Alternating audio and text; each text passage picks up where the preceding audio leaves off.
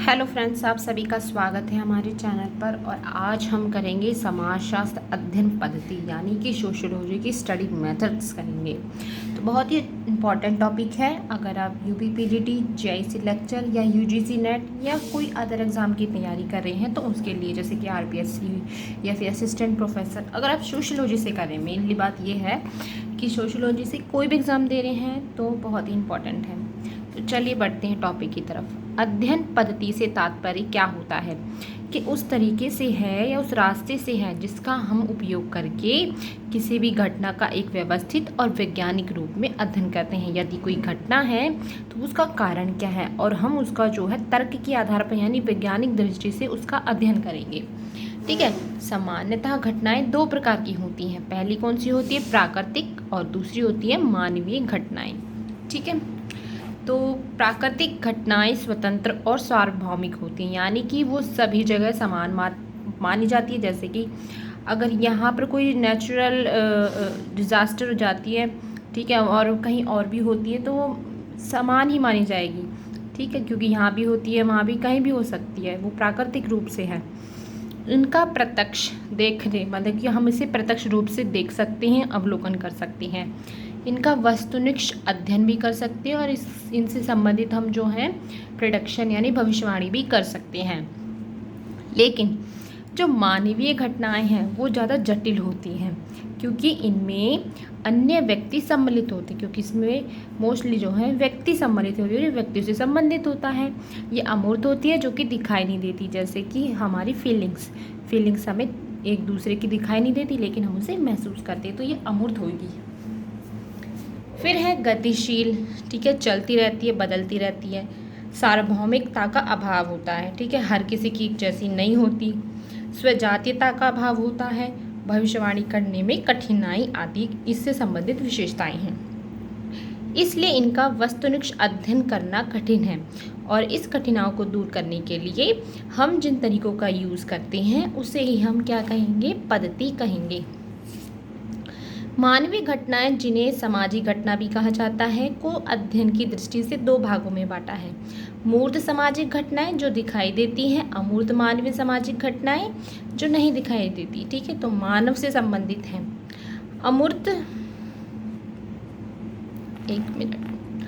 अमूर्त घटनाओं के अध्ययन के लिए जिस पद्धति का हम प्रयोग करेंगे, अमूर्त यानी कि जो दिखाई नहीं दे रही, उसे हम क्या कहेंगे? गुणात्मक पद्धति। क्वालिटेटिव मेथड कौन सा होता है? वो अमूर्त घटनाएं यानी कि जो दिखाई नहीं देती, ऐसी वाली घटनाओं को हम जो है अध्ययन करने के लिए ऐसी जो है पद्धति का यूज़ करेंगे। ठीक है। तथा मूर्त घटनाओं के अध्ययन के लिए हम उस पद्धति का प्रयोग करेंगे जिसे हम कहते हैं परिणात्मक पद्धति। ठीक है। तो समाजशास्त्र में गुणात्मक पद्धति के रूप में जिन पद्धतियों का हम प्रयोग करेंगे उसे हम 5 भागों में बांटते हैं। ठीक है। तो समाजशास्त्र में गुणात्मक पद्धति के रूप में हम उन्हें जो है 5 में विभाजित किया गया है। पहली कौन सी है? आगमन और निगमन पद्धति, इंडक्टिव एंड डिडक्टिव। अगर आप में से किसी को इसके बारे में पता है तो कमेंट बॉक्स में ज़रूर लिखिएगा। अगर 5 में से भी आती हैं तो मुझे ज़रूर बताइएगा। ठीक है। और दूसरी है व्यक्ति अध्ययन पद्धति यानी केस स्टडी मेथड। अगर पता है तो अभी कमेंट कीजिए। तीसरी है समाज मिति यानी कि सोशियोमेट्री मेथड्स। और चौथी है सामाजिक दूरी पैमाना यानी स्केल ऑफ सोशल डिस्टेंस। और 5वीं कौन सी है? सामुदायिक अध्ययन पद्धति, कम्युनिटी स्टडी मेथड। परिणात्मक पद्धति के अंतर्गत 4 पद्धतियों को जो है सम्मिलित किया गया है। पहली कौन सी है? ऐतिहासिक पद्धति यानी हिस्टोरिकल मेथड। और दूसरी कौन सी है? तुलनात्मक पद्धति यानी कि कंपैरेटिव मेथड। और तीसरी है सांख्यिकी पद्धति यानी स्टैटिस्टिकल मेथड। और चौथी सामाजिक सर्वेक्षण पद्धति यानी सोशल सर्वे मेथड। अब हम पढ़ेंगे आगमन और निगमन पद्धति होती क्या है।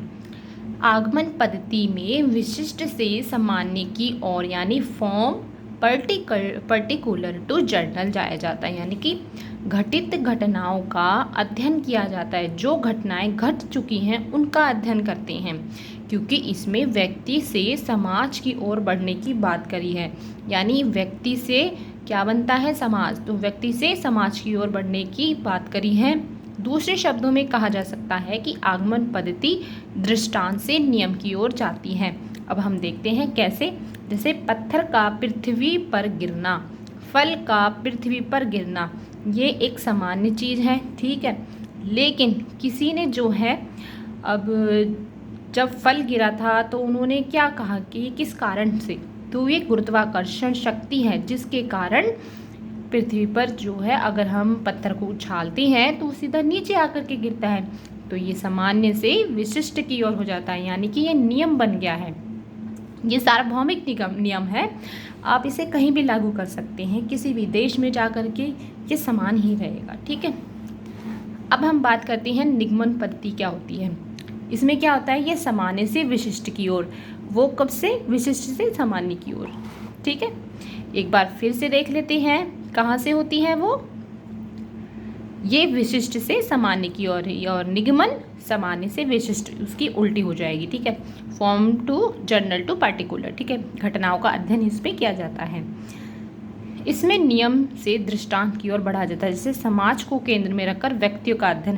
तो इसमें क्या किया जाएगा, समाज को केंद्र माना जाता है, व्यक्तियों पर अध्ययन किया जाता है। जैसे पृथ्वी में गुरुत्वाकर्षण शक्ति है, इसीलिए फल और पत्थर आदि जो है पृथ्वी पर आकर के गिरते हैं।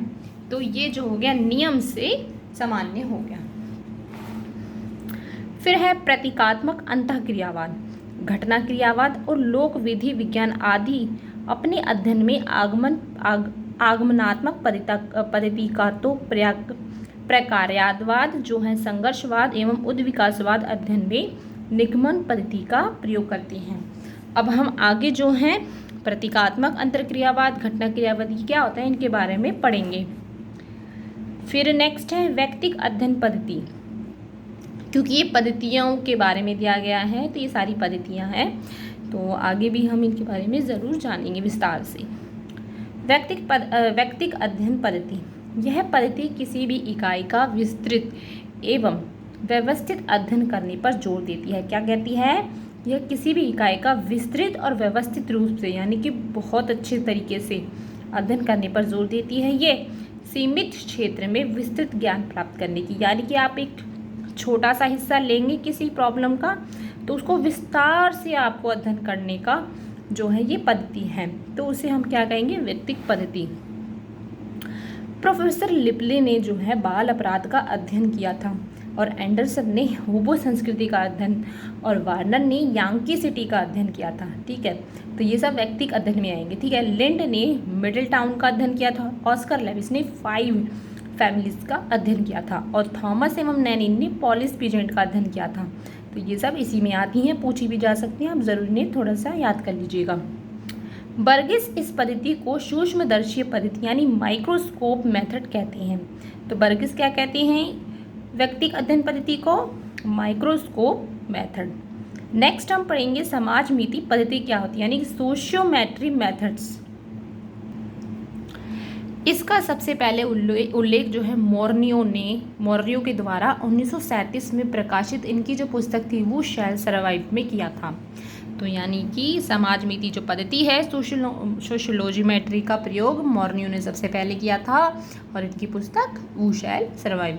इस पद्धति के द्वारा किसी भी समूह के सदस्यों के बीच लगाव, दूरी, प्रेम, घृणा, आकर्षक, विकर्षण का पता लगाया जा सकता है। अब आपको इसके बारे में तो पता ही होगा कि दूरी, प्रेम, घृणा ये सब क्या होता है, ठीक है। तो इस पद्धति के द्वारा केवल छोटे समूह पर अध्ययन किया जाता है, ये याद रखिएगा। यही इस पद्धति की कमजोरी क्या है, ये एकमात्र ऐसी पद्धति है जो परिणात्मक एवं गुणात्मक दोनों हैं, ठीक है। अब हम आगे बढ़ते हैं। चौथी, सामाजिक दूरी पैमाना यानी स्केल ऑफ सोशल डिस्टेंस। सामाजिक दूरी की अवधारणा सर्वप्रथम 1902 में अमेरिकी समाजशास्त्री रॉबर्ट पार्क द्वारा उनके द्वारा दिया गया था। इन्होंने अमेरिकी समाज में विभिन्न प्रजातियों के बीच संबंध को जानने के लिए इस अवधारणा का प्रयोग किया था। समाज में जो विभिन्न प्रजातियां पाई जाती हैं उनके ऊपर अध्ययन करने के लिए, ठीक है। आगे है, लेकिन सामाजिक दूरी को मापने का सबसे पहला पैमाना बोगार्डस द्वारा 1925 में किया गया था। बोगार्डस ने अपने पैमाने पर 7 बिंदुओं को रखा था और इसमें दोनों छोरों पर अत्यधिक प्रेम और घृणा के शब्दों को रखा गया था। लोगों से बातचीत में यह जानने का प्रयास किया गया कि वह किस पैमाने की तरफ है। तो बोगार्डस पैमाने को संचयी पैमाना भी कहा जाता है। तो आप याद रख लीजिएगा कि बोगार्डस पैमाना को भी क्या कहते हैं, संचयी पैमाना भी कहते हैं। सामाजिक दूरी वास्तव में एक मनोवैज्ञानिक घटना है, ठीक है, इसलिए इसे मनोवृत्ति यानी एटीट्यूड भी कहा जाता है। फिर भी बोगार्डस ने इसे सामाजिक दूरी पैमाने को मनोवृत्ति मापक पैमाना नहीं कहा है। किसी भी वस्तु विचार व्यक्ति के प्रति अनुकूल या प्रतिकूल मनोभाव को मनोवृत्ति, यानी कि हम कोई भी वस्तु विचार हमारा मन होता है, कभी नहीं होता है। सर्वप्रथम मनोवृत्ति मापने का प्रयास 1929 में थर्स्टन द्वारा किया गया था। थर्स्टन ने अपने पैमाने पर छोटे छोटे 100 बिंदुओं को रखा, लेकिन इसकी क्लिष्टता को देखते हुए लिकट द्वारा 1932 में एक अलग पैमाना बनाया गया। लिकट ने इस पैमाने को 3 बिंदुओं में रखा। तो लिकट स्केल सबसे ज़्यादा पूछा जाता है आपके यूजीसी नेट में, ज़रूर याद रखिएगा। साम्राज्यवाद, प्रजातिवाद और मानवतावाद।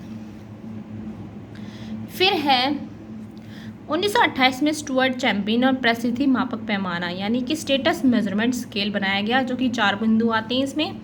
भौतिक उपलब्धि, आय, संस्कृति उपलब्धि और समूह क्रियाओं को सहभागिता। फिर है सामुदायिक अध्ययन पद्धति, कम्युनिटी स्टडी मेथड्स। इस पद्धति में संपूर्ण समुदाय को संपूर्णता के अध्ययन में किया जाता है, ठीक है। इसमें क्या किया जाता है कि संपूर्ण समुदायों को संपूर्णता में एक ऐसी पद्धति है जिसमें समुदाय को संपूर्णता के रूप में अध्ययन किया जाता है। यह व्यक्तिक अध्ययन पद्धति जैसा ही है। इसमें इकाई और संपूर्णता का अध्ययन किया जाता है। इसमें एक समुदाय का पूरे रूप में अध्ययन किया जा सकता है। समुदाय के अंदर आपके गांव, जनजाति, ग्रामीण परिवार, ये सब आ जाते हैं, ठीक है फ्रेंड्स। नेक्स्ट वीडियो में हम ऐतिहासिक पद्धति पढ़ेंगे। अब तक ले यहीं तक, और अगर कोई भी क्वेरी या क्वेश्चन हो तो मुझे कमेंट बॉक्स में लिखिएगा। मिलते हैं नेक्स्ट वीडियो में, तब तक के लिए आप सभी का बहुत बहुत धन्यवाद। और नए हैं चैनल पर तो चैनल को लाइक, शेयर, सब्सक्राइब करें और प्लीज़ चैनल वीडियो को लाइक ज़रूर करें। Thank you so much.